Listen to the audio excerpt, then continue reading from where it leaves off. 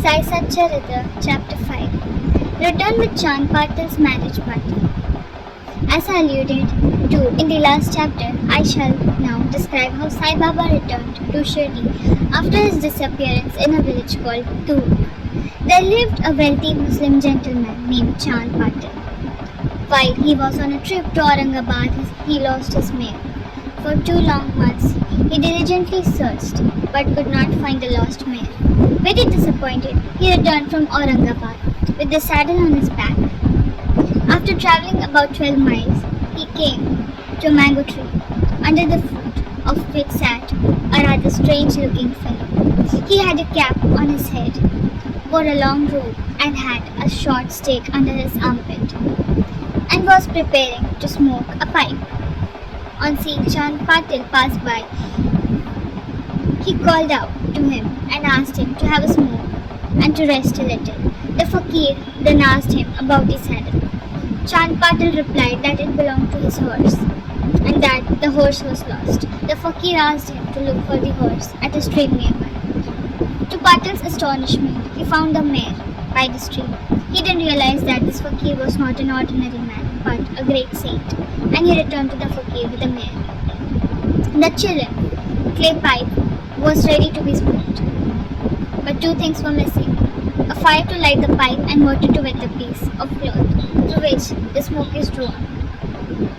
The fakir took his prong and thrust it forcibly into the ground, and out came a live burning coal, which he put on the pipe. Then he dashed his stick on the ground, and water began to ooze from that spot on the ground. The cloth was moistened with the water.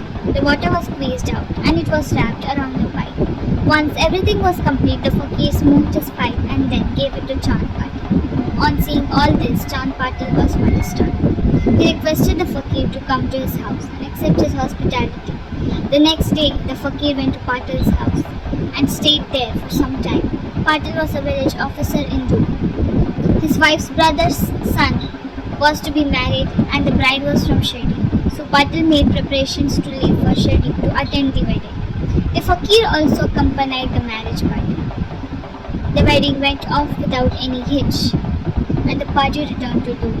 However, the fakir stayed back in Shirdi and remained there forever.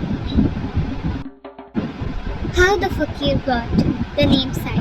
When the marriage party came to Shirdi, it alighted at the foot of a banyan tree in Bhagat Malaspati's field near Khandoba's temple. The carts were parked in the open courtyard of Khandoba's temple. The members of the party descended, and the fakir also exited one of the carts. Bhagat Malaspati saw the young fakir getting off the cart and said, "Ya Sai, welcome Sai." Others also addressed him as Sai, and henceforth he became known as Sai Baba. Contact with other saints. In Shirdi, Sai Baba began to live in a deserted, dilapidated mosque. A saint named Devidas had been living in Shirdi for many years. Before Baba came there, Baba liked his company, and he lived with him in the Maruti temple, in the Chowdi, and sometimes lived alone. Then, other saint named Janki Das arrived. Baba spent most of his time speaking with him, and Janki Das also visited Baba in the mosque. Another saint from Kuntambe named Gangagir regularly visited Shirdi.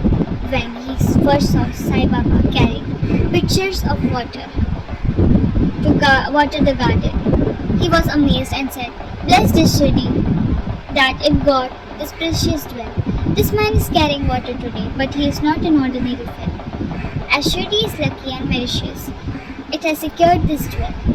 A famous saint named Anandnath of Yevla Mutt, a disciple of Akalkot Maharaj, came to Shirdi with a few people. When he saw Sai Baba, he said, "This is a precious diamond in reality. Though he looks like an ordinary man, he is not an ordinary stone, but a diamond in disguise. You will realize this in the near future." Saying this, he returned to Yevala. All this happened while Baba was a youngster. Baba's dress and daily routine. In his youth, Sai Baba grew hair on his head never had his head shaved and also dressed like an athlete. When he went to Rahata, 3 miles from Shirdi, he brought back with him some plants of marigold, jai and jui and planted and watered them. A devotee named Vaman Tatya supplied him daily with 2 earthen pitchers. With these, Baba himself used to water the plants. He drew water from the well and carried the pitchers to his shoulders. In the evening, the pitchers were kept at the foot of the neem tree. As soon as they were placed there, they cracked as they were not baked. The next day, Tatya supplied 2 fresh raw clay pitchers. The course went on for 3 years, and with Sai Baba's effort, there grew a flower garden. On this site stands the big mansion, the Samadhi Mandir, which is now frequented and used by so many devotees. The story of the Padukas under the neem tree. A devotee of Akalkot Maharaj named Bhai Krishnaji Alibagkar worshipped the photo of Akalkot Maharaj. He once thought of going to Akalkot, Solapur district, receiving the darshan of the Padukas, embossed footprints of the Maharaj, and offering his sincere worship there. But before he could go there, he had a vision in his dreams. Akalkot Maharaj appeared in the vision and said to him, "Now Shirdi is my resting place. Go there and offer your worship." So Bhai changed his plans and came to Shirdi, worshipped Baba, stayed there for 6 months and was happy. As a symbol of this vision, he prepared the Padukas and installed them on an auspicious day of Shravan Saka, 1834. 1912 AD. These Padukas were installed under the neem tree with due ceremonies and formalities, which were conducted by Dada Kelkar and Upasani Maharaj. Dikshit Brahmin was appointed to perform the worship rituals, and the management was entrusted to a devotee named Sagu. The complete version of the story.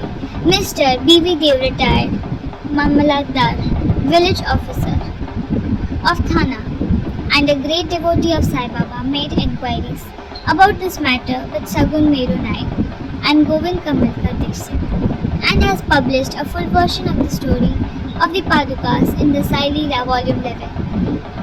It reads as follows. In 1912, Dr. Ramrao Kothare of Bombay came to Shirdi to receive Baba's darshan. His assistant and his friend Bhai Krishnaji Alibagkar accompanied him. The assistant and Bhai became very close to Sagun, Meru Naik and G.K. Dixit. While discussing things, they all agreed that there ought to be a memorial of Sai Baba's first coming to Shirdi and sitting under the holy neem tree. They thought of installing Baba's Padukas there and were going to make them of some rough stone. Then the assistant suggested matter was mentioned to his boss, Dr. Ramrao Kothare. He would prepare nicer Padukas for this purpose. Everyone liked the proposal, and Dr. Kothare was informed to it. He came to Shirdi and drew a plan of the Padukas. He went to Pasani Maharaj in Khandoba's temple and showed him his plan. The latter made some improvements, drew lotuses, flowers, a conch, a disc, a man, and suggested that the following verse regarding the neem tree's greatness and Baba's yogic powers be inscribed.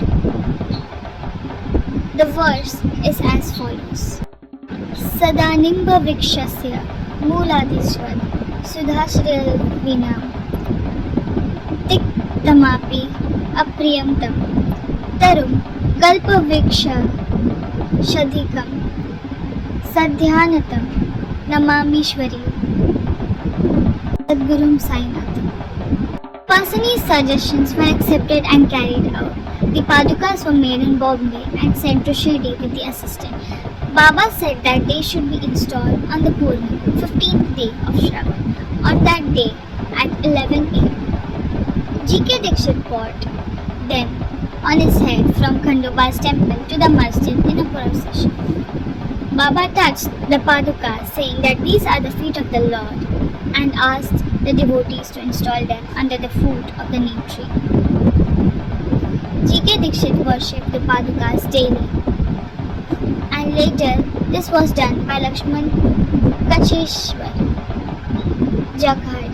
For the first 5 years, Dr. Kothare sent 2 rupees per month to light lamps, and he also sent the railing around the Padukas. Jakhadi performed the worship afterwards, and Sagun Meru Naik offered the Naivedya and lit the evening lamps. Bhai Krishnaji was originally a devotee of Akkalkot Maharaj. He came to Shirdi at the time of the installation of Padukas on his way to Akkalkot. He wanted to go to Akkalkot after receiving Baba's darshan. He asked for Baba's permission to leave for Akkalkot, and Baba said, "What is there in Akkalkot? Why do you go there?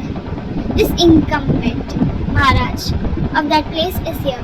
Hearing this, Bhai did not go to Akkalkot. Instead, he came to Shirdi regularly after the installation of Padukas. Mr. D.V. Dev concluded that Hemant Pant did not know of these details. Had he known them, he would not have omitted them from his Sai Sanchar. Wrestling bout with Modin Tamboli and a change in his ways of life. There was a wrestler in Shirdi named Modin Tamboli. Baba did not agree with Modin about some issues, and they had a fight in this. Baba was defeated.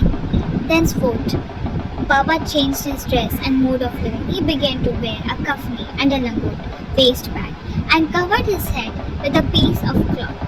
He used a sack as his seat, another sack as his bed, and was content with wearing worn-out rags. He always said that poverty is better than kingship and far better than lordship. The Lord is always a friend of the poor. Sai Baba did not interact much with people. He only gave answers when he was questioned. During the day, he sat under the neem tree or sometimes under the shade of the branch of a tree near a stream. In the afternoon, he used to walk at random and go at times to Nimgaon. There, he frequented the house of Bala Sahib Dengale. Baba loved Bala Sahib. His younger brother Nana Sahib had no children, though he had married a second. Bala Sahib sent Nana Sahib to receive Sai Baba's darshan. And after some time, with Baba's grace, Nana Sahib had a son. From that time onwards, people began to come in large number to see Sai Baba. His fame began to spread and reached Ahmednagar. It was from Ahmednagar that Nana Sahib Chandorkar, Keshav, Chidambar and many others began to come to Shirdi. Baba was surrounded by his devotees during the day and slept at night in an old and dilapidated mosque, the masjid. Baba's paraphernalia at this time consisted of a pipe, tobacco, a tin pot, a long flowing robe, a piece of cloth around his head, and a short stick, which he always kept with him. The piece of white cloth on his head was twisted like matted hair and flowed down from his left ear onto his back. This was not washed for weeks. He did not wear any shoe or sandals. A sack was his seat for most of the day. He wore a cloth waistband, and to ward off the cold, he always sat in front of the sacred fire, facing the south, with his left hand resting on the wooden railing. In that dhuni, he offered as an oblation egoism, desires, and all his thoughts, and always said the words Allah Malik. God is the sole owner. The masjid in which he sat had 2 rooms. After 1912, there was a change. The old masjid was repaired and a pavement was constructed. Before Baba came to live in this masjid, he lived for a long time in a place called Takia, where his small bells tied to his legs. Baba danced beautifully and sang with tender love. Turning water into oil. Sai Baba was very fond of lamps. He used to receive oil from shopkeepers and keep lamps burning the whole night in the masjid. This went on for some time. Once, the shopkeepers who supplied the oil for free met and decided not to give him any more oil. When Baba went to ask for oil, They all refused. Unperturbed, Baba returned to Masjid and put dry figs in the lamps. The shopkeepers were watching him with curiosity. Baba took his tin pot, which contained a few drops of oil, poured some water into it, drank it, and spat it back into the container. After concentrating the tin pot in his way, he again filled water in the tin pot and filled all the lamps with it and lighted them. To the surprise and dismay of the watching shopkeepers, the lamp began to burn and kept burning the whole night. The shopkeepers repented and apologized. Baba forgave them and asked them to be more truthful in the future. The fake Guru Jawahar Ali, 5 years after the wrestling bout mentioned above, a fakir from Ahmednagar named Jawahar Ali came to Rahata with his disciples and stayed in a spacious room near Virabhadra temple. The fakir was learned, had memorized the entire Quran and had a sweet tongue. Many religious and devout people in the village came to him and began to respect him. With the help of these, people started to build Idgah, a wall before which Muslims pray on the Idgah day. Near the Virabhadra temple, there was some quarrel about this affair, on account of which Jawahar Ali had to leave Rahata. Then he came to Shirdi and lived in the masjid with Baba. People were captured by his sweet talk and he began to call Baba his disciple. Baba did not object and consented to be his disciple. Then both Guru and his disciple decided to return to Rahata and lived there. The Guru never knew his disciple's word, but the disciple knew about the Guru's flaws. Yet Baba never disrespected Ali and carefully observed his duties as a disciple. He even served the master in various ways. They used to come to Shirdi at times, but they mainly lived in Rahata. Baba's loving devotee in Shirdi did not like that Baba was living far away from them in Rahata. So they went there to bring Baba back to Shirdi. When they met Baba near the Idgah and told him the purpose for which they came, Baba said that the fakir was an ill-tempered fellow and that he should not let Baba leave. Thus, they better return to Shirdi without him. Before the fakir returned, while they were talking, Jawahar Ali turned up and was very angry with them for trying to take his disciple away. There was some discussion and altercation, and it was finally decided that both the Guru and the disciple should return to Shirdi. And so they returned and lived in Shirdi. But after a few days, the Guru was tested by Devidas and he was found wanting. 12 years before Baba arrived in Shirdi with the marriage party, Devidas, aged about 10 or 11 at the time, came to Shirdi and lived in the Maruti temple. Devidas had fine features, brilliant eyes, was dispassionate, incarnate, and Anyani. Many people, Tatya Kote, Kashinath, and others, regarded him as their guru. They brought Jawahar Ali to him, and in the argument that followed, Jawahar Ali was defeated and fled from Shirdi. He went and lived in Bijapur and returned after many years to Shirdi and bowed before Sai Baba. The relation that he was the Guru and Sai Baba, his disciple, was clear. And as he genuinely repented, Sai Baba treated him with respect. In this case, Sai Baba showed by actual conduct how one could get rid of egoism and perform the duty of a disciple to attain the highest end, self-realization. This story is told here according to Malaspati, a great devotee of Baba's worship. Go to Sri Sai. Peace be to all.